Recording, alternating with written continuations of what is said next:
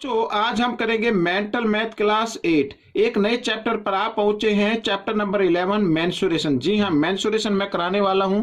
कुछ बच्चों के कमेंट्स आए कि सर आप पहले चैप्टर नंबर 11 करा दीजिए, तो मैं चैप्टर नंबर 11 करा रहा हूं। तो आइए करना शुरू करते हैं चैप्टर नंबर 11। मैं हूं हरी सर और आप देख रहे हैं मेरा यूट्यूब चैनल चलो कदम बढ़ाएं। तो बच्चों यहाँ पर एक चीज और मैं बताना चाहता हूँ, जो बच्चे हिंदी मीडियम में पढ़ते हैं उनके लिए अलग से चैनल है जिसका नाम है मैथ्स विद हरी सर। तो आप उसे यूट्यूब पर जाकर ज्वाइन कर सकते हैं। आइए क्वेश्चन नंबर 11 क्या कहता है, यहाँ पर देख लेते हैं मेंसुरेशन। सबसे पहली बात, आपको फॉर्मूले लर्न होने चाहिए, तभी आप क्वेश्चन को सोल्व कर पाएंगे, ठीक है ना। तो फॉर्मूले लर्न नहीं है तो क्वेश्चन भी सोल्व नहीं होंगे। तो फर्स्ट क्वेश्चन क्या कहता है, देखिए हर पार्ट में मैं 10 क्वेश्चन लूंगा, तो आप ध्यान से देखें। कहता है question, find the area and perimeter of square. ये स्क्वायर आप देख रहे हैं, यहाँ पर हमें एरिया फाइंड आउट करना, साथ ही पेरीमीटर भी फाइंड आउट करना है। तो एरिया, तो सबसे पहले आपको एरिया ऑफ स्क्वायर, तो फॉर्मूला आपको लर्न होना चाहिए। क्या होता है, साइड इंटू साइड, या साइड स्क्वायर भी आप बोल सकते हैं। तो साइड यहाँ पर 60 है तो 60 इंटू 60 इक्वल 6 6 जा 36, और यहाँ पर 20 है तो 20 आप लगा दीजिए, और ये बन गया बच्चों से मीटर है तो मीटर स्क्वायर बन गया, ठीक है। या स्क्वायर मीटर भी आप लिख सकते हैं, मीटर स्क्वायर भी आप कर सकते हैं। तो अब हमें करना है पेरीमीटर फाइंड आउट, तो पेरीमीटर भी कर लेते हैं। तो फॉर्मूला आप पेरीमीटर में तो ऐसा होता है कि अगर फॉर्मूला नहीं भी लर्न है तो भी कोई बात नहीं, आप निकाल सकते हैं। सभी साइड को ऐड कर देना, ठीक है। और we know that the all sides of square are equal in length, तो सभी साइड स्क्वायर की क्या होती है, इक्वल होती हैं। तो यहाँ पर ये 60, ये भी 60, ये 60, ये 60, सभी साइड को अगर हम ऐड कर दें तो पेरीमीटर निकल आएगा। अगर आप थोड़ा फॉर्मूले से निकालना चाहे तो निकाल सकते हैं 4 इंटू साइड, ये फॉर्मूला होता है। तो 4 इंटू साइड, साइड है 60, तो 64 जा होता है, 6 4 जा कितना होता है 24, तो यहाँ पर आ गई 0, तो ये आ गया मीटर। और पेरीमीटर को कभी भी स्क्वायर में नहीं लिखना, ठीक है। आइए करना शुरू करते हैं यहाँ पर क्वेश्चन नंबर सेकंड। तो सेकंड क्वेश्चन में देखो, find the area and perimeter of rectangle. अब यहाँ पर रेक्टेंगल है, रेक्टेंगल का एरिया और पेरीमीटर फाइंड आउट करना है। तो पहले एरिया ऑफ रेक्टेंगल लिख लेते हैं, ठीक है। और यहाँ पर ये मैंने लिख लिया है। और यहाँ पर देखिए एरिया ऑफ रेक्टेंगल होता है बच्चों लेंथ इंटू ब्रेथ, ये फॉर्मूला होता है। तो लेंथ है 80 इंटू ब्रेथ है 30, तो 8 3 जा कितना होता है 24, 1 और 2 0 आ गई, तो मीटर स्क्वायर। याद रखना एरिया को वो स्क्वायर मीटर में लिखना है, मीटर स्क्वायर आप कर सकते हैं, ठीक है। तो अब पे निकालना पेरीमीटर, तो पेरीमीटर निकाल लेते हैं बच्चों, पेरीमीटर ऑफ रेक्टेंगल। यहाँ पर ये देखिए, तो पेरीमीटर रेक्टेंगल का फॉर्मूला होता है, या तो सभी साइड को क्या कर दे, ऐड कर दे। और we know that opposite sides of rectangle are equal in length, तो ये 80 है तो ये भी 80 होगी, ये 30 है तो ये 30 होगी। तो सभी साइड को या तो आप कर दे ऐड, या फिर आप फॉर्मूले से निकाले 2l प्लस b, ठीक है, ये वाला। तो 2l, l क्या है 80 प्लस b मीन्स ब्रेथ, तो 30, इस तरीके से, ठीक है। यहाँ पर 2 इंटू, तो 80 प्लस 30 होता है 110 होता है। यहाँ पर ये 110 में कर देता हूँ, और 110 को 2 से मल्टीप्लाई करेंगे तो 220 आ गया बच्चों मीटर। यहाँ पर ये पेरीमीटर निकल गया, ठीक है। आइए क्वेश्चन नंबर 30 पर चलते हैं। क्वेश्चन कहता है, which figure has less area and by how much, यानी किस फिगर का एरिया लेस है और कितना लेस है, ठीक है ना। तो यहाँ पर हम देखिए इसी क्वेश्चन का ये मेंशन में है 3600 है यहाँ पर एरिया स्क्वायर का, और रेक्टेंगल का एरिया आ रहा है 2400, तो रेक्टेंगल का एरिया लेस है, ठीक है। यहाँ पे लिख देते हैं the area of rectangle is less, ठीक है। तो ये लेस है, कितना लेस है तो यहीं पर लिख देते हैं। अब कितना लेस है तो आपको इसको माइनस करना होगा, ठीक है। तो यहाँ पर 3600 में से 2400 को क्या कर दे, माइनस कर दे, तो यहाँ पर ये आ जाता है बच्चों ये 1200, तो 1200 मीटर स्क्वायर ये लेस हो गया, ठीक है। तो ये क्वेश्चन नंबर 3 का आंसर आ गया। क्वेश्चन नंबर 4 में विच पेरीमीटर इज ग्रेटर, यानी यहाँ पर हमें बताना है कि किस फिगर का पेरीमीटर जो है वो ग्रेटर है और कितना ग्रेटर है। तो पेरीमीटर देख लेते हैं। यहाँ पर पेरीमीटर आ रहा है 240 और इधर आ रहा है कितना 220। तो बच्चों यहाँ पर पेरीमीटर जो स्क्वायर का ग्रेटर है, ठीक है, तो लिख देते हैं यहाँ पर the perimeter of square is greater, ठीक है, इक्वल कितना ग्रेटर है तो माइनस करके ही पता चलेगा। तो यहाँ पर 240 में से 220 माइनस करें तो कितना आ जाता है 20 आ जाता है। तो 20 मीटर ग्रेटर है, ठीक है। ये क्वेश्चन आपका सोल्व हो गया। अब क्वेश्चन नंबर 5 पर चलते हैं। तो 5 पर क्या कहता है, देखो, find the area of rhombus whose diagonal are 16 centimetre and 12 centimetre.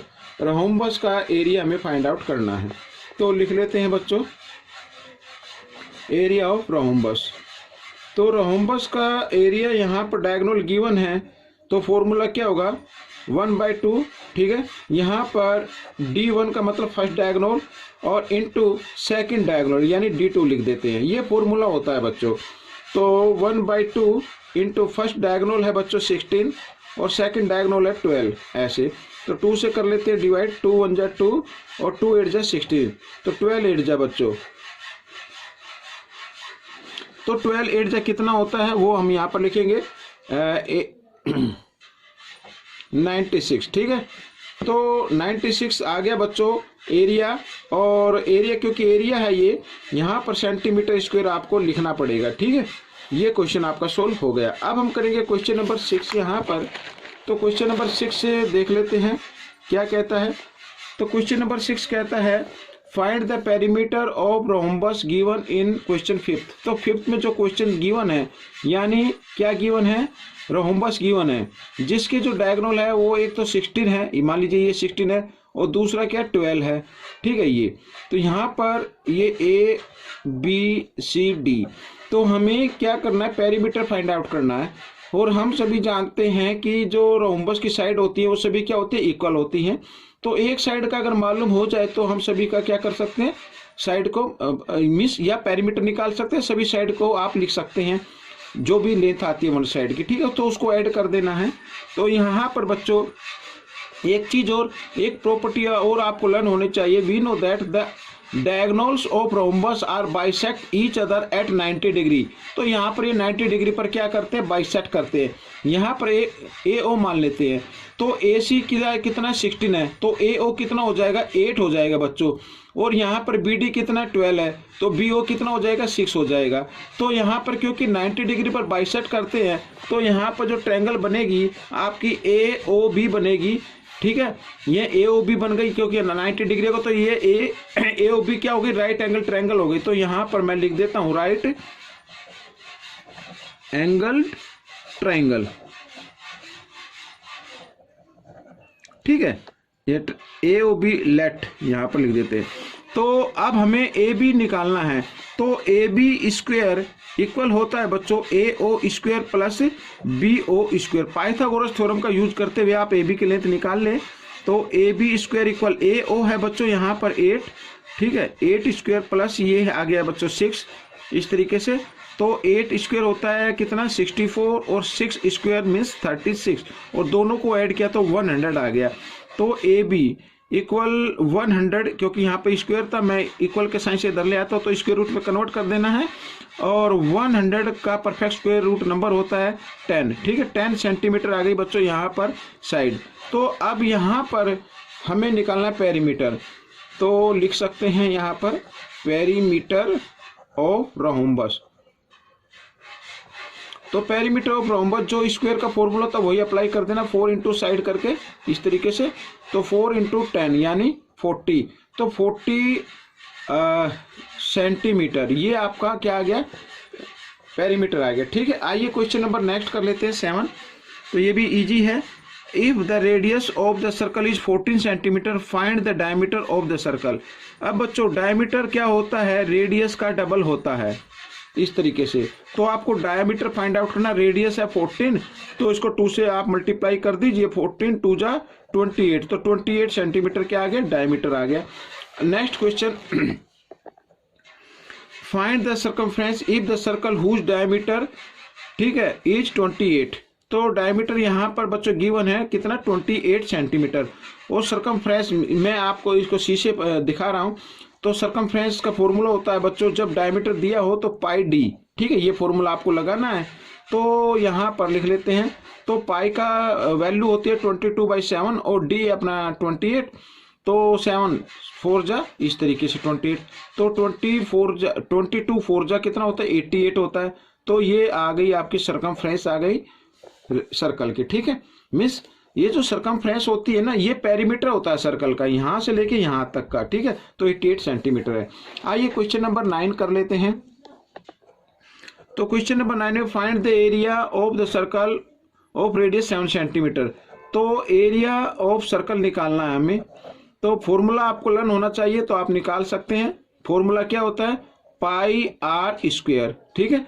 तो पाई की वैल्यू 22/7, आर का मतलब रेडियस है, रेडियस है 7, तो 7 आर स्क्वायर, तो 7 × 7 कर देंगे। तो 7 से 7 और 22 7 जो होता है 154। और यहाँ परसेंट, क्योंकि एरिया तो इसको स्क्वायर में लिखना ना भूले, ठीक है। आइए इस पार्ट का लास्ट क्वेश्चन कर लेते हैं। तो इस पार्ट के लास्ट क्वेश्चन में पेरीमीटर में फाइंड आउट करना है। लिखा है the breadth of rectangle is 3 metre and length of diagonal is 5 metre, find the perimeter of rectangle. ये यहाँ पर अगर हमें ए बी की लेंथ फाइंड आउट हो जाए तो हम पेरीमीटर इजी फाइंड आउट कर सकते हैं इसी तरीके से। तो we know that the each angle of rectangle is equal to 90 degree.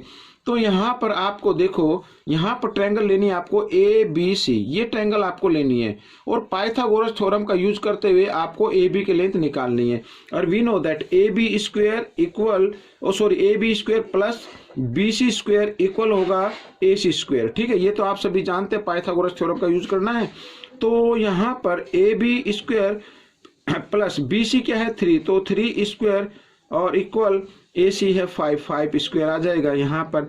तो ए बी स्क्वायर यहाँ पर 5 को 2 टाइम्स मल्टीप्लाई किया 25 आ गया, 3 को 2 टाइम्स मल्टीप्लाई करिए 9 है, लेकिन इधर प्लस का इधर आकर वो माइनस का हो जाता है। और माइनस किया तो कितना आ गया बच्चों, 16 आ गया।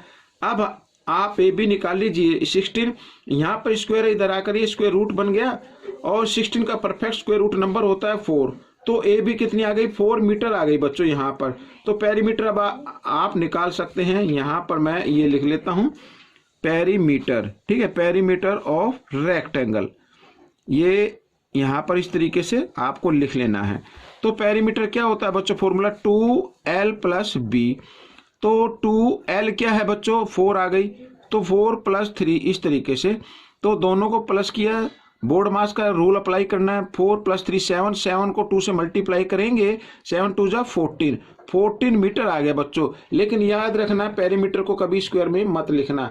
तो बच्चों ये पार्ट कंप्लीट हो गया है। आपको ये पार्ट कैसा लगा मुझे जरूर बताएं, इसमें से सीखकर दूसरे बच्चों को जरूर सिखाएं।